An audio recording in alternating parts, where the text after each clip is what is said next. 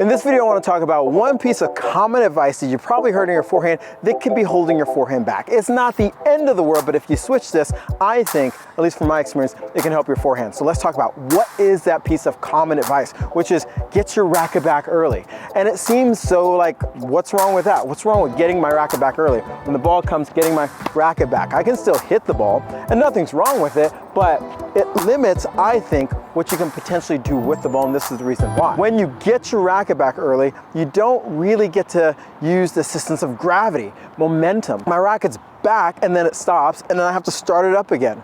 And so a lot of what I think this causes is a lot of stiffness and rigid, and sometimes when players start to use their arm to make up for their body not coordinating with their arm. What the difference, or what you can start thinking about, is how we can start preparing the racket first and then getting the racket back in a continuous swing. Let me explain. When you start getting the racket back in a continuous swing, you keep the racket moving. So you get the use of gravity, meaning that if I just hold my racket with two fingers and just have it here, but then when I'm ready to hit, just let it do this, I can generate a ton of power. Even with just two fingers on,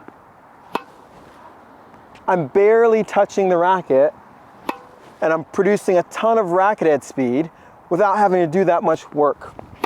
Okay? You can see I'm very loose, and what's happening really is gravity is working right here because I'm keeping it moving, and then it drops and I speed it up. And this is the difference between if I get my racket back early versus letting my racket work with gravity. Now, specifically, what should we be doing to make sure we get this? What you'll see with the pros is they do the exact same thing. They don't run with their racket back like this. What you see the pros do is prepare the racket by doing what we call a unit turn. When we do a unit turn is to prepare the racket, but it's not the entire unit turn. And so if you notice, when I'm turning this way, my shoulders and my hips are facing the same direction, meaning they're not coiled yet, but it's prepared my racket. So I want you to understand the difference, where I'm doing a unit turn, but I haven't done a complete unit turn. When we do a unit turn, we want to create separation between my shoulders and my hips. This separation coils my body up and allows me to then use my body later in the swing. But the first half of the preparation is just here.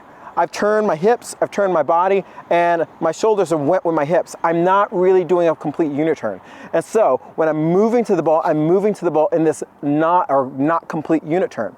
The reason why this is important is because when I'm moving here, then I'm gonna go to the second half of my unit turn, which is pushing the racket back a little bit more, which now creates a separation between the hips and the shoulders, which coils my body up. And it starts my racket. This is where my racket starts to go back. And so if you put in a phase, if I'm moving to the ball, boom, I push the racket back, which starts my full unit turn and gets my racket now in this continuous motion and drops. And then because of that full unit turn and the separation between my hips and my shoulders, bingo, I can start using that energy with the flow of the racket. Compared to if I were to just take my racket back, first of all, I'm not even in a full unit turn here. Second of all, my body's not coiled, so you have to work a lot harder. So I want you to see the difference now. Here, okay, I can still make it work, but you can see how it's more rigid versus first unit turn, second, and you can see a huge difference in first.